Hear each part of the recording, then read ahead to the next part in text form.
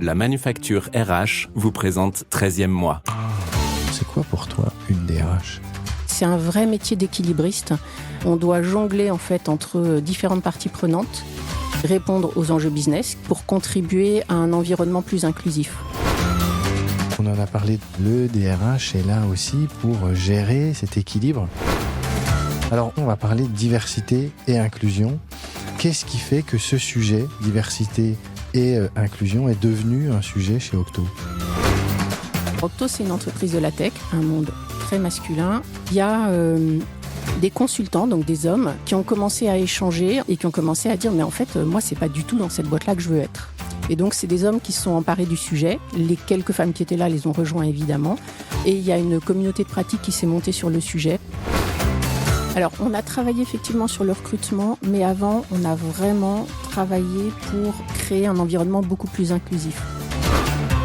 On a aussi fait un audit de nos annonces de recrutement, parce qu'en fait, la plus petite entité chez Octo, ça s'appelle une tribu. Et on s'est rendu compte que dans les annonces, il y a des termes qu'on utilisait qui pouvaient être des termes parfois un peu guerriers et qui étaient de vrais repoussoirs pour des femmes. Le cliché le plus typique, c'est non, elle revient de congé mat, donc je ne vais pas lui proposer une promotion, elle ne va pas pouvoir s'occuper de son bébé. Et on a aussi, depuis 2 ans, mis en place un congé priorité personnelle, alors qui n'est pas spécifiquement lié aux gens qui ont des enfants. Mais on constate que des parents le prennent souvent. En fait, c'est donner la possibilité à un certain nombre de salariés qui ont au moins 5 ans d'ancienneté dans l'entreprise de s'absenter jusqu'à 3 mois.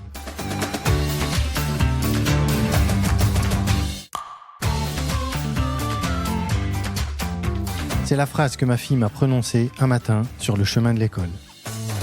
Je suis Flaubert, ancien DRH et fondateur de la Manufacture RH, le spécialiste du recrutement et du coaching des fonctions ressources humaines. Avec 13e mois, je vous propose d'aller à la rencontre de celles et ceux qui font briller les ressources humaines.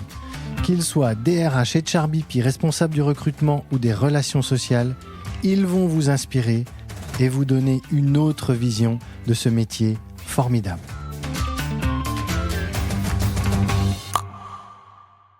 Bonjour Nathalie.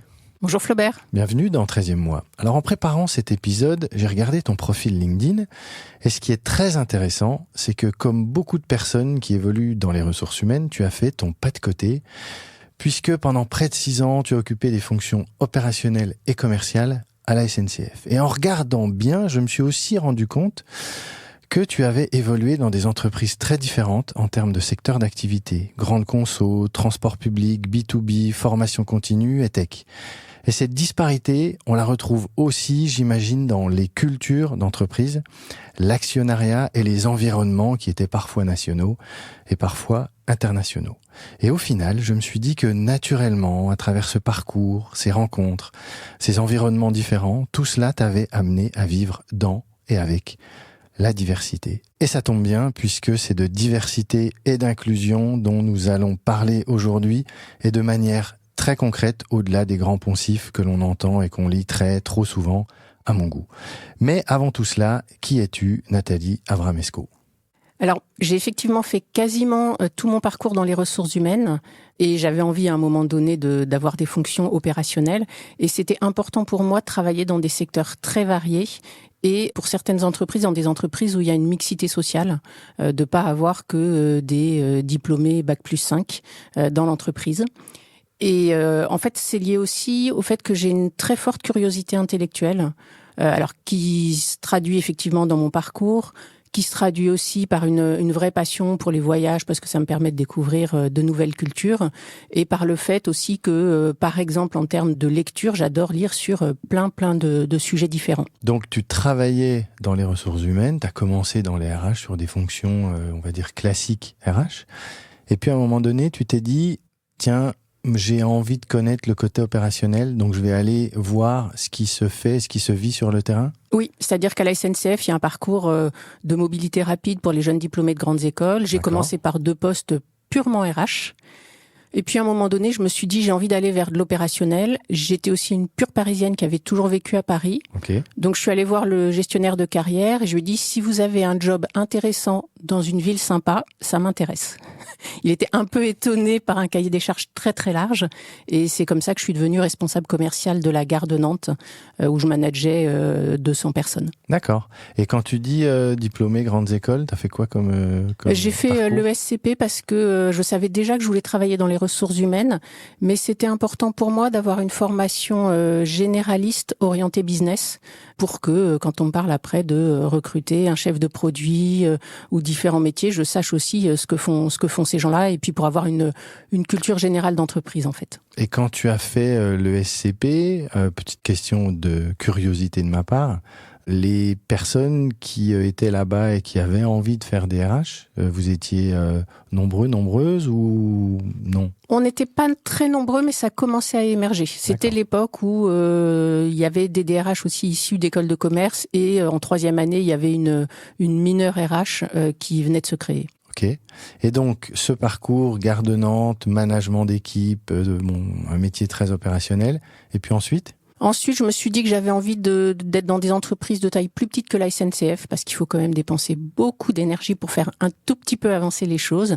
Et du coup, je me suis dit, des postes de généraliste RH. Alors, généraliste, c'était important pour moi parce que le côté variété, curiosité intellectuelle et dans le privé avec l'envie effectivement de découvrir à chaque fois des nouveaux secteurs d'activité. D'accord. Deux, trois noms à nous donner, 2-3 fonctions que tu as occupées. Alors, en termes de fonctions, j'ai été RRH et ensuite DRH.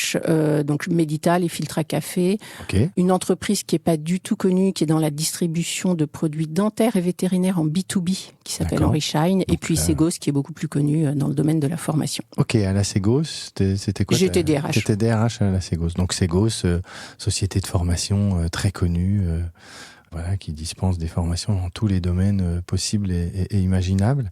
Ok, et puis tu es rentré chez Octo ? Oui, tout à fait. Tu peux nous en dire un peu plus ? Alors, Octo, c'est un cabinet de conseil et de delivery en informatique qui fait partie du groupe Accenture depuis 2017. Et moi, je l'ai rejoint juste au moment, en fait, du rachat par Accenture.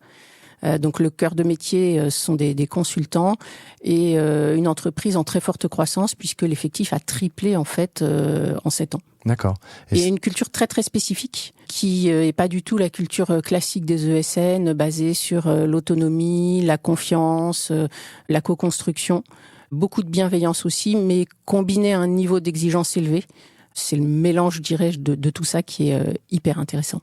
Ok, donc ce sont des consultants dans la tech. Exactement. D'accord, très bien. Et également des consultants méthodo.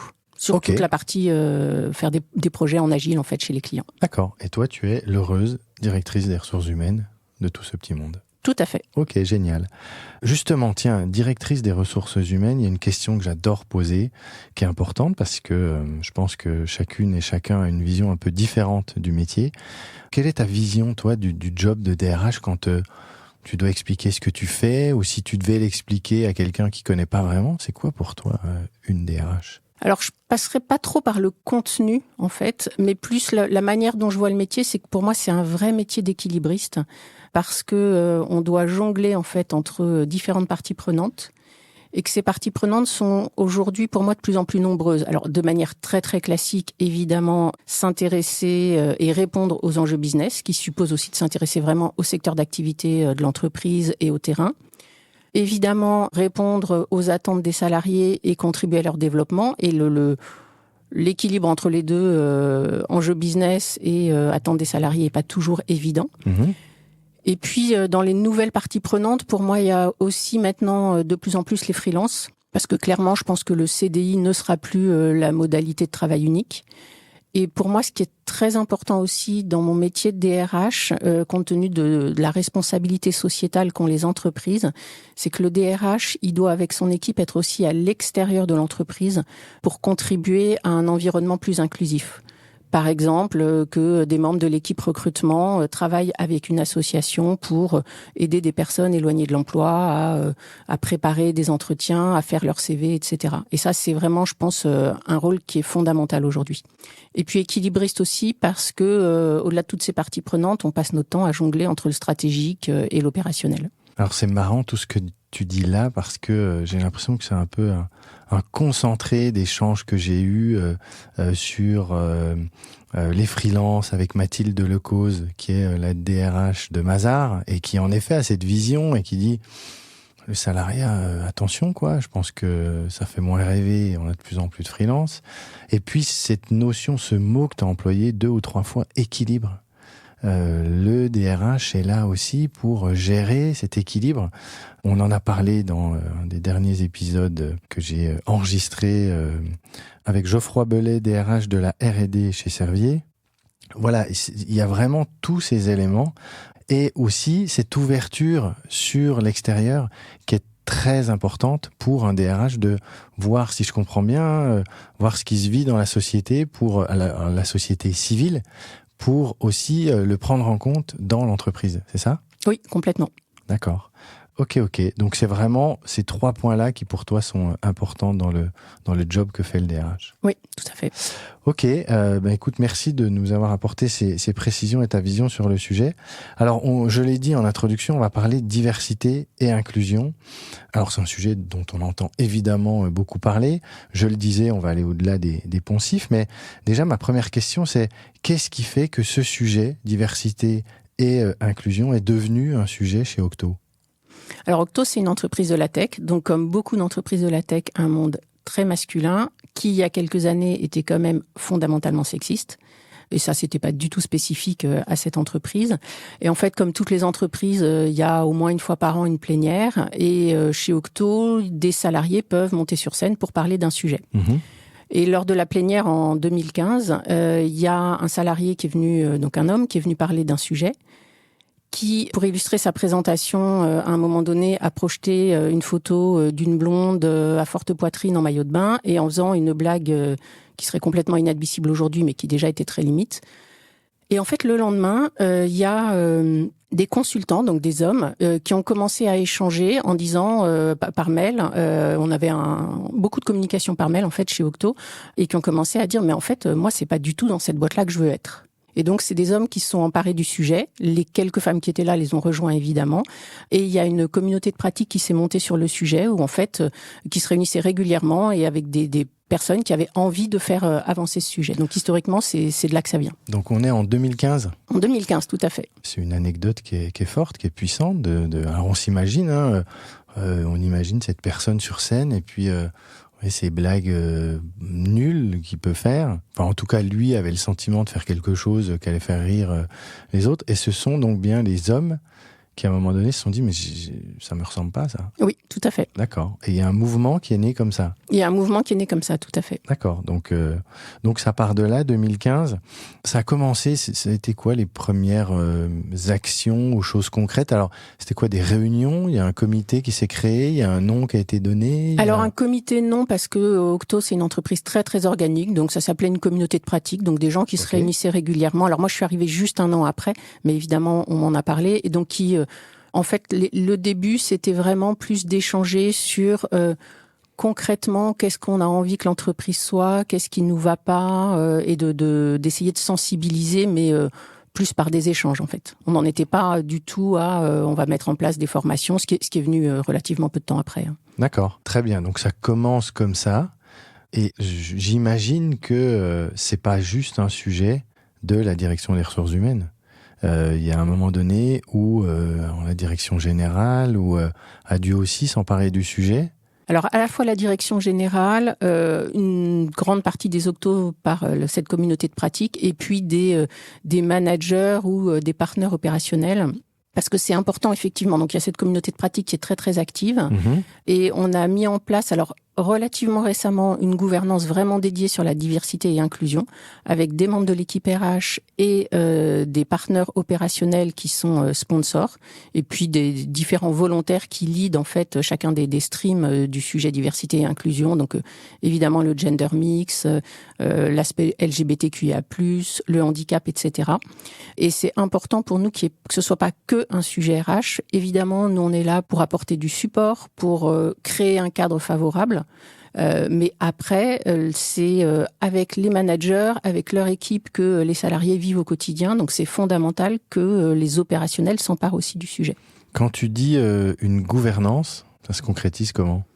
En fait, on a nommé 2 personnes qui sponsorisent, je dirais, et qui pilotent l'ensemble du sujet diversité et inclusion. Ensuite, on a différents streams dont je parlais à l'instant. Pour chacun de ces streams, on a un sponsor et un ou plusieurs leaders et qui ont pour vocation, en fait, de mettre en place des actions concrètes. D'accord. Et sponsors et leaders ont entre guillemets, une position assez importante dans l'entreprise ? Oui, les sponsors sont tous des partenaires et les leaders pas forcément parce que l'objectif c'est de faire appel vraiment au volontariat et donc on a des leaders de tous les niveaux de responsabilité. D'accord. C'est un élément important que les sponsors soient des partenaires et qu'ils aient quand même un statut dans l'entreprise justement pour faire que ce sujet n'est pas qu'un sujet ou RH ou un peu, on a entre guillemets une petite commission sur le sujet qui nous fait des propositions. C'est important C'est fondamental parce que on peut faire tout ce qu'on veut au niveau RH, on peut faire tout ce qu'on veut au niveau des salariés. Si on n'a pas un sponsoring et une vraie volonté de la direction, en fait, le sujet, il ne peut pas avancer. Ça, c'est évident et je pense que c'est sur beaucoup de sujets, celui-là peut-être encore plus. Mais oui, sur beaucoup de sujets, il faut en effet qu'il y ait ce sponsoring là de quelqu'un qui pèse dans l'entreprise et qui peut porter les sujets. Ok, très bien. Vous avez fait visiblement un travail important en matière d'inclusion. On en a parlé en préparant cet épisode sur différents sujets, dont le recrutement. Est-ce que tu peux nous dire ce qui a été fait, comment ça a été fait, est-ce qu'il y a des choses qui ont été faites, refaites, etc. Qu'est-ce que tu peux nous dire sur le sujet du recrutement et de l'inclusion ? Alors, on a travaillé effectivement sur le recrutement, mais avant, on a vraiment travaillé pour créer un environnement beaucoup plus inclusif. Parce qu'il faut savoir qu'en termes de recrutement, la cooptation, c'est notre source principale de recrutement. D'accord.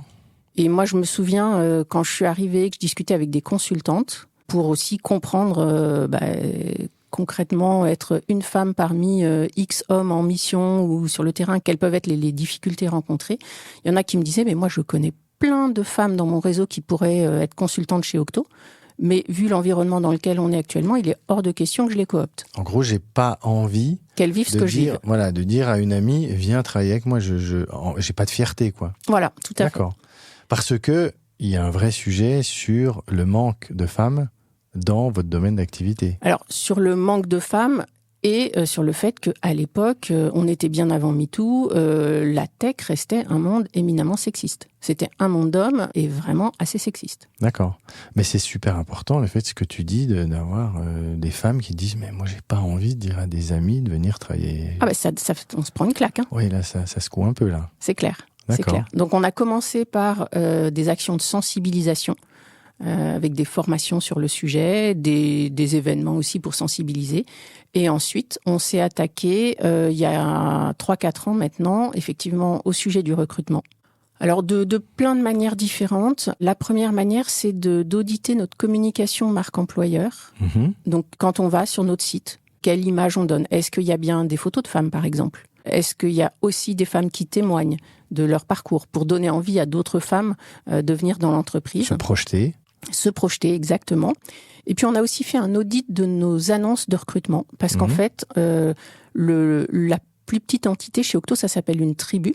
Et on s'est rendu compte que dans les annonces, il y a des termes qu'on utilisait qui pouvaient être des termes parfois un peu guerriers et qui étaient de vrais repoussoirs pour des femmes. Il n'y avait évidemment aucune volonté dans ce sens-là.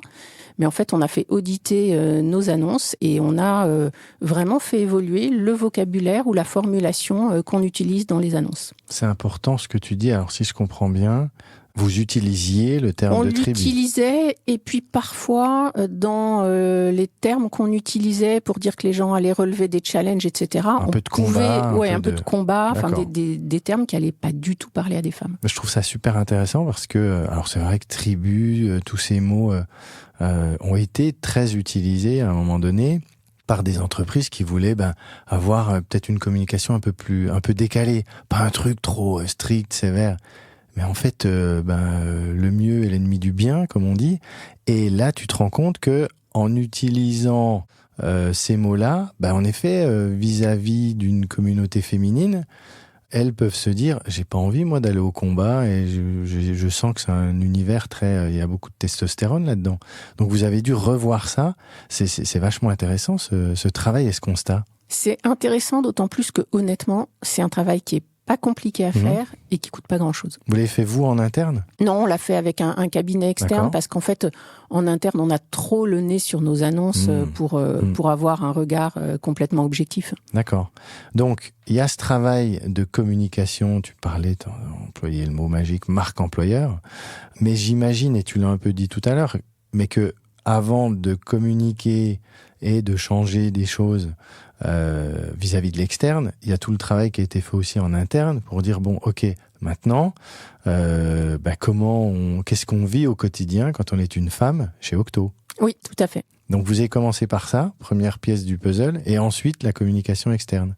Alors, on faisait déjà évidemment de la communication externe, et l'idée c'était pas de dire on va axer notre communication sur le fait qu'on ait un environnement très ouvert aux femmes, etc. Parce que on est plutôt une entreprise qui avance, qui agit et qui ensuite communique. D'accord. Donc c'était important pour nous de le faire dans ce sens-là, et puis d'avoir aussi suffisamment de matière pour communiquer. Mais c'était plus de s'assurer que dans toute la communication qu'on faisait déjà, ne serait-ce que notre site de recrutement, il y avait bien des femmes présentes, par exemple. Ça j'adore cet exemple aussi, quoi. Se dire tiens, oui, c'est vrai, on n'a pas de photos de femmes. Donc il y a tout ce travail de fond qui est à faire, qui est très intéressant et qui en effet semble pas très compliqué, pas très complexe à la base. Pour autant, il faut le faire, il faut se poser les bonnes questions et trouver les bonnes réponses. Oui, tout à fait. Tout comme pour recruter plus de femmes, on recrute en partie des jeunes diplômés. En fait, on a regardé quelles étaient les écoles d'ingénieurs, puisque c'est les profils principaux qu'on recrute, quelles étaient les écoles d'ingénieurs où il y avait le plus de femmes, et on a noué des partenariats avec ces écoles. D'accord. D'autres choses sur le recrutement ? Est-ce que vous avez changé des choses, par exemple, dans les entretiens de recrutement, dans les process de recrutement ? Alors notre objectif, c'est dans toute la mesure du possible que quand une femme est candidate, elle rencontre dans le process de recrutement, au niveau des opérationnels, qu'elle rencontre au moins une femme. D'accord. Pour justement pouvoir se projeter, pour répondre aussi à d'éventuelles questions sur c'est comment être une femme chez Octo. Et ça, on essaye de le faire le plus possible. D'accord, intéressant aussi, très bon tips, très bon conseil en effet, de se dire oui, à un moment donné, il y a des questions qui vont pouvoir sortir. Bon, tiens, en effet, c'est quoi être une femme chez Octo et comment vous vivez-vous Ok. Pareil, en échangeant, on a évoqué aussi, il n'y a évidemment pas que les process de recrutement, mais également tout ce qui tourne autour des process d'augmentation et de promotion. Qu'est-ce que tu peux nous dire là-dessus, sur l'inclusion et ce que vous avez fait en la matière ? Alors, ce qu'on a fait sur le sujet, c'est d'abord de sensibiliser les managers aux biais liés au genre dans le cadre de l'évaluation et des promotions. Ah, il y a un biais d'ailleurs dont on a parlé, par exemple. Alors, l'exemple le cliché le plus typique, c'est non, elle revient de congé mat, donc je vais pas lui proposer une promotion, elle va pas pouvoir et s'occuper de son bébé et changer de poste. Classique, vrai biais, vraie idée préconçue. Alors que vous avez fait quoi là-dessus ? En fait, là aussi, on s'est fait aider d'un cabinet extérieur et on a fait une présentation qu'on a diffusée à tous les managers et qu'on rediffuse chaque année au moment de la période d'augmentation et de promotion. D'accord. Et ce qu'on fait aussi depuis cette année, en fait, donc notre cœur de métier, c'est les consultants. Et donc, on a un framework carrière, donc on est consultant confirmé, consultant senior, etc. Et en moyenne, les gens restent 2 à 3 ans sur un niveau. Et donc, ce qu'on a fait, c'est que depuis cette année, dans le cadre des entretiens, on demande aux managers de considérer comme candidate à une promo toute femme qui est depuis au moins 2 ans sur son niveau. Ça ne veut pas dire qu'elle sera promue, mais ça veut dire qu'on demande aux managers qui managent une femme qui est depuis au moins 2 ans sur son niveau de systématiquement évoquer dans l'entretien annuel et pour toi, quand est-ce que tu voudrais évoluer, est-ce que tu souhaites évoluer et de prendre en compte donc cette candidate en se disant ok, est-ce qu'elle a les compétences requises, mais en tout cas de l'intégrer vraiment au process et de se poser la question. Oui. D'accord. Tout à fait, parce qu'on constate que globalement, les femmes vont moins lever la main pour des promotions que les hommes, et donc l'idée, c'est vraiment de susciter la discussion sur le sujet. Alors, je me rappelle que je t'avais vu et entendu lors d'un échange il y a quelque temps, tu avais donné, justement sur ce sujet-là, un exemple chiffré sur la différence entre une femme qui va vouloir candidater pour un poste supérieur et un homme par rapport aux compétences qu'elle a.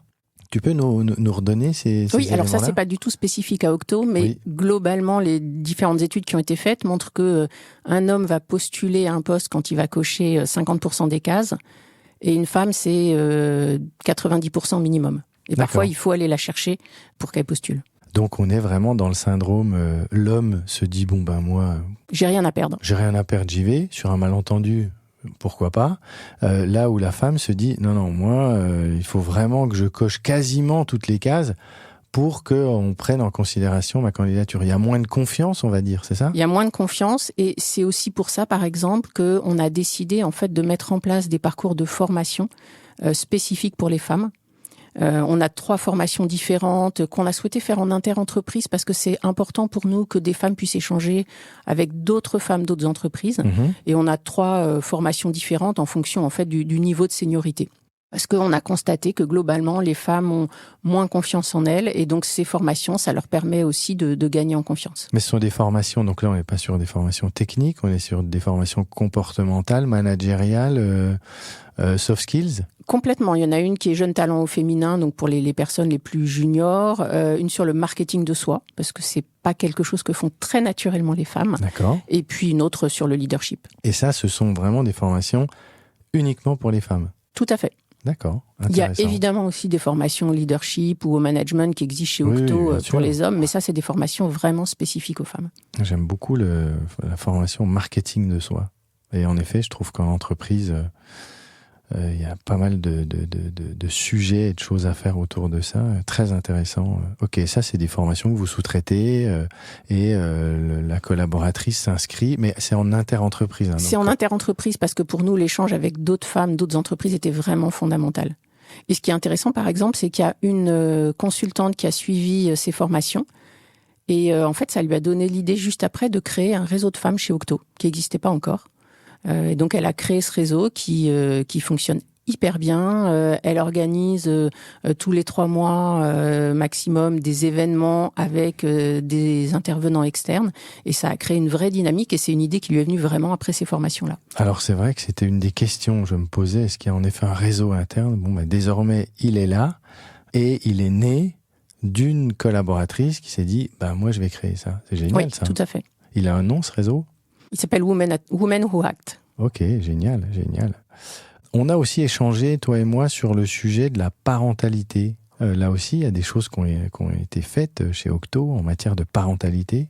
Alors, il y a des choses qui ont été faites qui, pour certaines, concernent spécifiquement les femmes, et pour d'autres, concernent aussi bien les femmes que les hommes. La première chose, c'est la mise en place de permanence parentalité, où en fait, on a une consultante externe qui très régulièrement intervient. Et les Octos peuvent prendre rendez-vous avec elle. Ça peut être mon bébé arrive pas à dormir la nuit, qu'est-ce que je fais ? Enfin, c'est vraiment sur des sujets liés au fait d'être parent. D'accord. Donc il y a ces permanences parentalité. On propose à toutes les femmes qui le souhaitent et qui reviennent de congé maternité un coaching. Très bien. C'est automatique. Enfin, c'est en La tout cas, proposition est automatique, elle tout peut à fait. refuser, mais. Et c'est un coaching aussi externe. Et comment ça vous est venu, ça, de dire tiens, on va faire coacher une personne qui revient de congé mat ? C'est le fait de dire que c'est pas toujours évident une naissance, parfois en plus quand c'est le premier enfant, de concilier ça avec son métier, et encore plus quand le métier c'est un métier de consultant qui fait que je vais pas travailler toujours au même endroit, pas toujours pour le même client, etc. Donc c'est voilà. Ça nous semblait nécessaire de pouvoir donner cette possibilité. Et en général, c'est quelque chose qui est pris plus que mis de côté, ou ça dépend Systématiquement, ça dépend vraiment de chacune. D'accord. En tout cas, le fait que ça existe et que ce soit proposé, c'est vraiment apprécié, y compris par celles qui disent non, moi j'en ai pas besoin. Oui, ok, très bien. Et puis ce qu'on a fait aussi, c'est qu'on a mis en place des places en crèche, comme beaucoup d'entreprises. Mm-hmm. Et on a aussi, depuis 2 ans, mis en place un congé priorité personnelle, alors qui n'est pas spécifiquement lié aux gens qui ont des enfants, mais on constate que des parents le prennent souvent. En fait, c'est donner la possibilité à un certain nombre de salariés qui ont au moins 5 ans d'ancienneté dans l'entreprise de s'absenter jusqu'à 3 mois, tout en étant payés à 50%. D'accord. Et on leur demande pas du tout ce qu'ils veulent faire. Ils peuvent vouloir faire le tour du monde, s'occuper de leurs gamins, ne rien faire du tout, et ça prend aussi beaucoup de temps. C'est vraiment du temps pour soi. Et on a remarqué qu'il y a quand même pas mal de parents qui, après avoir eu un enfant, prennent un congé priorité personnelle dans la foulée. Et ça, c'est après 5 ans d'ancienneté ? Oui, tout à fait. J'adore. Enfin, je trouve que, voilà, il y a, et tu vois, enfin, ce podcast, il est vraiment là pour ça, quoi. Montrer concrètement ce qui se fait en entreprise, et voilà, enfin, tu évoques des choses qui sont très, très, très concrètes, très pertinentes. Et là, se dire, ben voilà, j'ai 5 ans chez Octo, ben moi, je vais prendre 3 mois, je vais te payer à 50%, et je vais pouvoir soit m'occuper de mes enfants, soit retaper ma maison, soit faire un tour du monde, soit m'occuper de ma maman qui est malade, ou je sais pas. Enfin, je trouve ça vraiment extraordinaire, et bravo à vous d'avoir mis tout ça en place.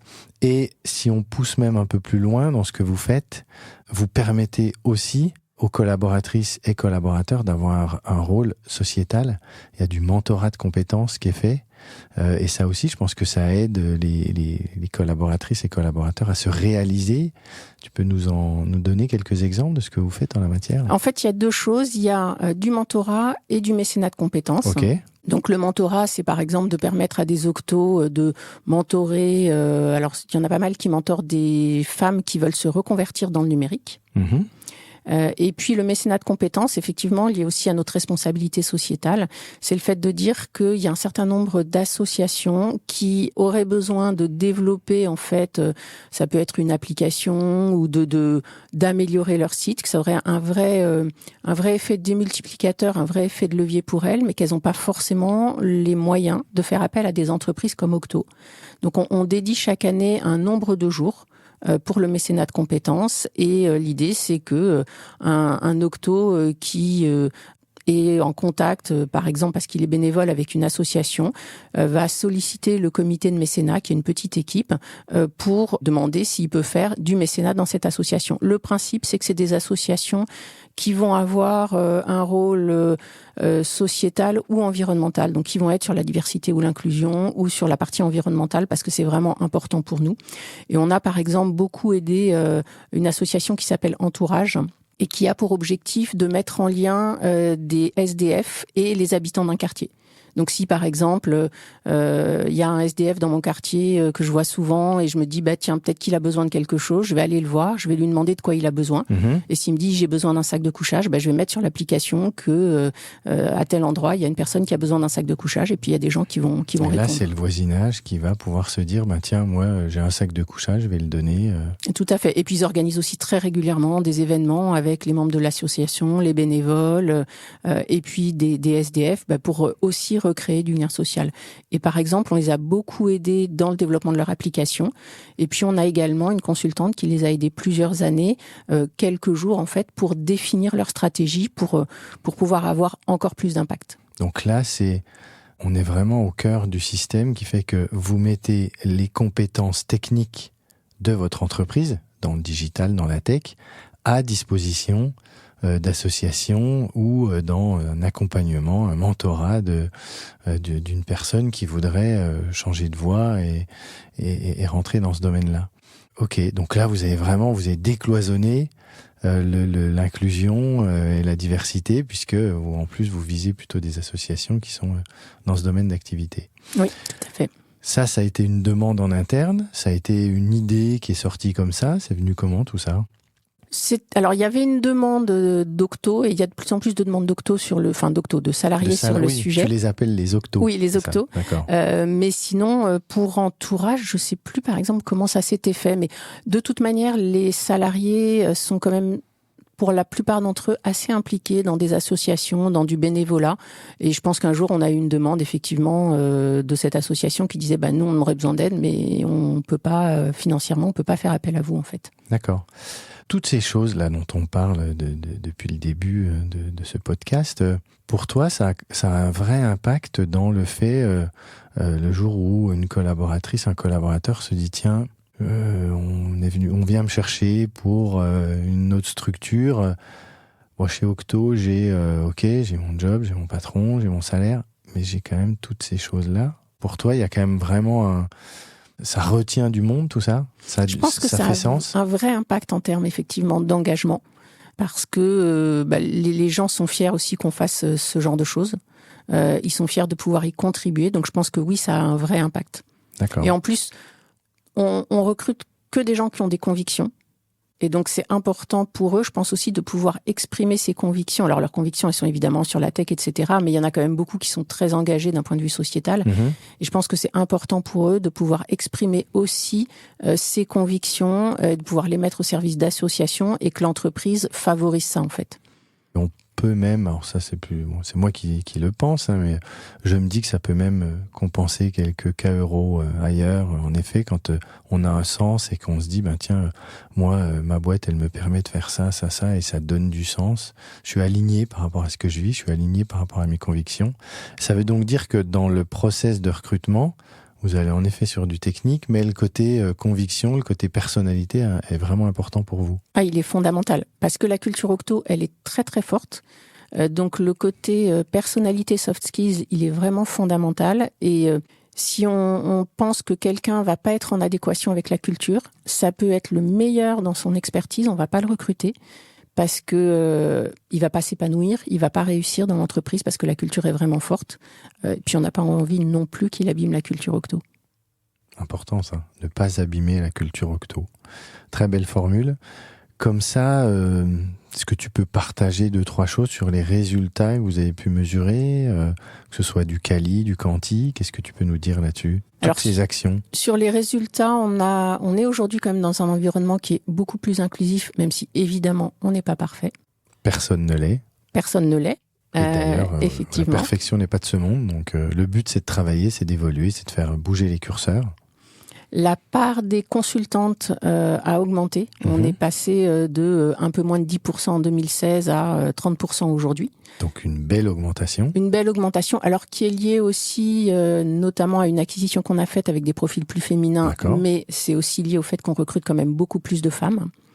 On a signé la charte de l'autre cercle l'an dernier. Alors, qui est donc c'est une charte en fait sur les droits des personnes LGBTQIA+, et qui a pour objectif de créer l'environnement le plus inclusif pour elles. D'accord.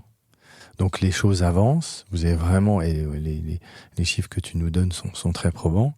Comme ça, qu'est-ce qui vous reste encore à faire? Parce que j'imagine que le chemin est long et qu'il y a toujours des choses à faire. 2-3 choses que tu as en tête là? Oui, et juste, je reviens un cran en arrière là sur les résultats concrets. C'est vrai que moi, par exemple, sur le sujet LGBTQIA+, je communique beaucoup sur LinkedIn, je participe à différents événements, etc. Et il y a des jeunes qui sont rentrés dans l'entreprise il y a pas très longtemps et qui ont dit à la personne qui anime la communauté de pratique qu'en fait, ils sont rentrés chez Octo pour ça, parce qu'ils savaient qu'ils allaient pouvoir être eux-mêmes dans l'entreprise. Et ça, honnêtement, c'est une vraie fierté. Et ça, avant qu'on vienne sur ce qui reste à faire, mais ça me soulève une question.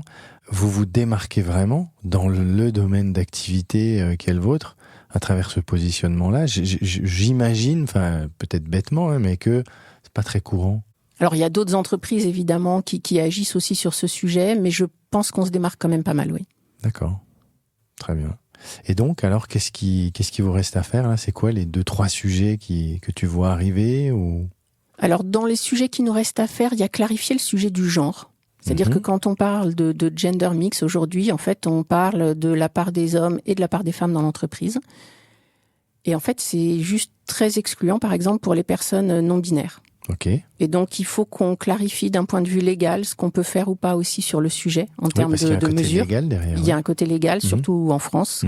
Donc ça, c'est important parce que l'objectif initial, c'est de l'inclusion. Et en fait, la manière dont on en parle, comme toutes les entreprises, revient à exclure une partie de la population et ça me convient pas du tout. D'accord. Ce qu'on a à faire aussi, c'est d'inclure encore plus le sujet diversité-inclusion dans nos process pour que ce soit vraiment quelque chose de systémique. D'avancer après sur des sujets très opérationnels. Par exemple, quand on parle de LGBTQIA+, moi, il y a un sujet sur lequel, là, on est en train d'avancer, c'est le sujet de la transidentité. Parce que c'est important pour moi que si un jour, on a un salarié qui fait une transition ou si on recrute un candidat qui est en train de faire une transition, qui vient de la faire, c'est important qu'on soit prêt à l'accueillir de la bonne manière. Et donc, on est vraiment travaillé sur le sujet. D'accord, donc vous vous préparez à ça en disant, OK, on va être prêt le jour où. Exactement. OK, d'autres choses comme ça à mettre en place que tu vois arriver? Il faut qu'on définisse nos ambitions en fait sur l'ensemble des sujets LGBTQIA+. Aujourd'hui, on a défini des ambitions vraiment concrètes, chiffrées, uniquement sur le sujet du genre.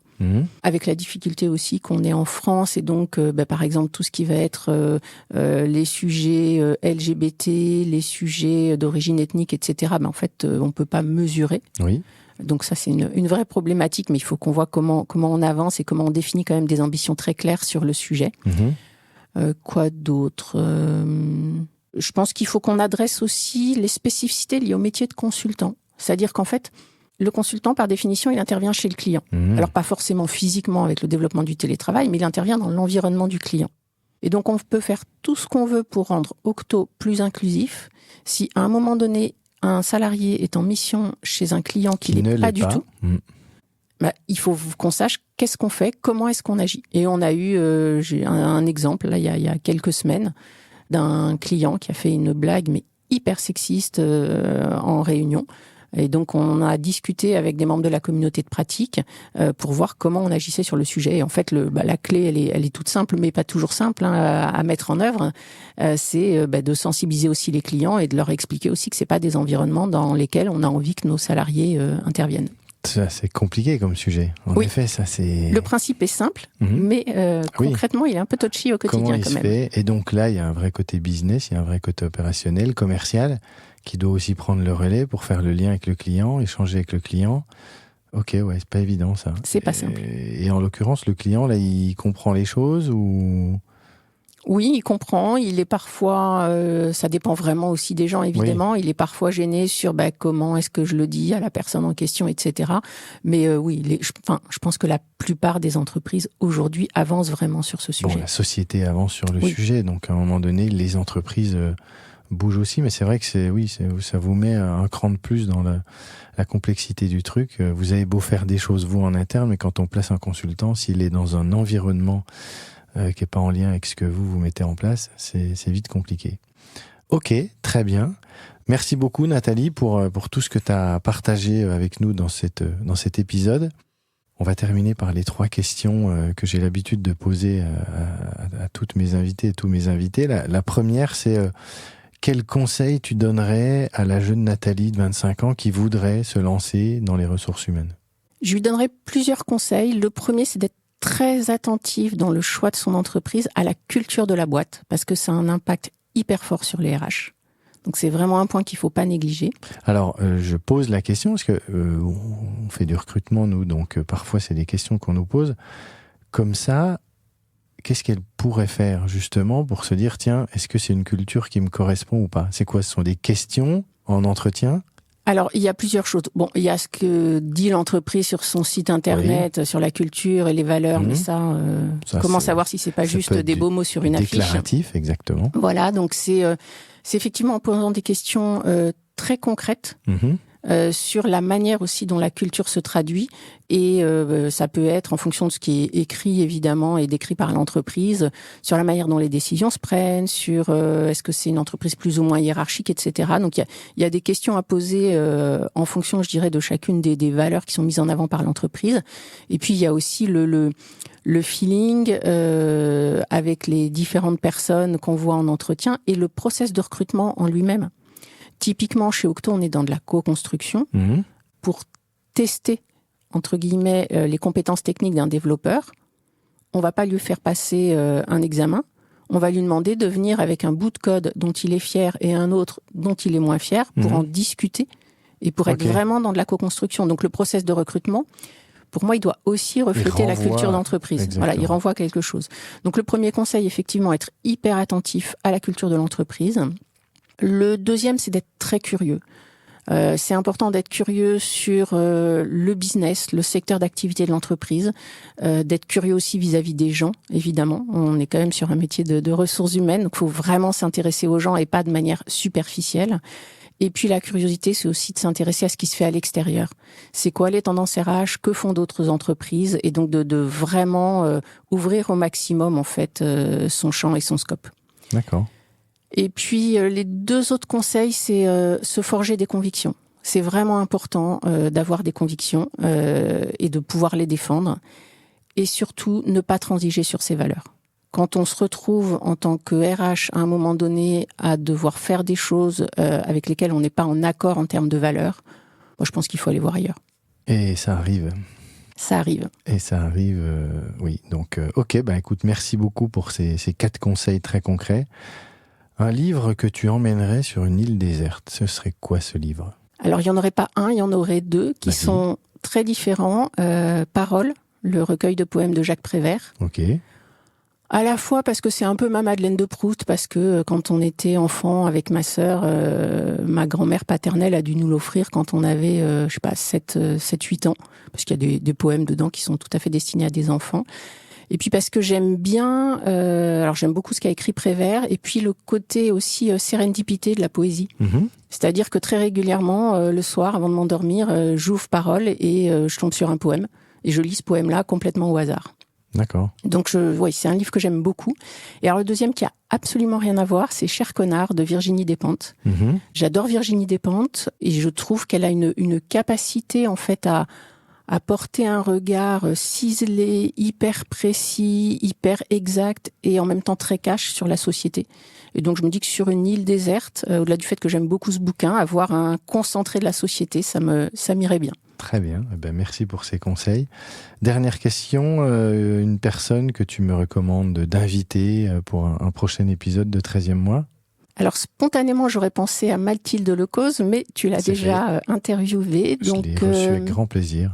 Nathalie Servier, qui est DRH de Velvet Consulting, qui est très innovante, tout en étant hyper pragmatique. Et puis qui a un niveau de dynamisme et d'énergie assez impressionnant.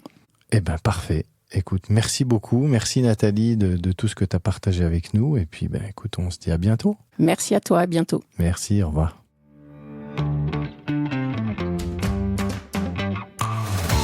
Merci beaucoup d'avoir écouté cet épisode de 13e mois. Si vous avez apprécié l'esprit et les échanges, je vous demande simplement de le partager avec 2 personnes de votre entourage.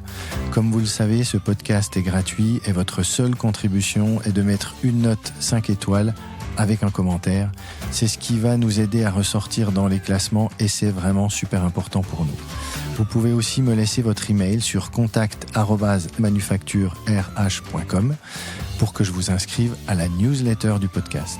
Et pour finir, n'oubliez pas que si vous avez des besoins en recrutement ou en coaching, la Manufacture RH se fera un plaisir de vous accompagner comme il se doit. Écrivez-nous sur contact@manufacturerh.com ou contactez-moi directement sur LinkedIn. Je suis Flaubert et je vous dis à très bientôt pour un nouvel épisode.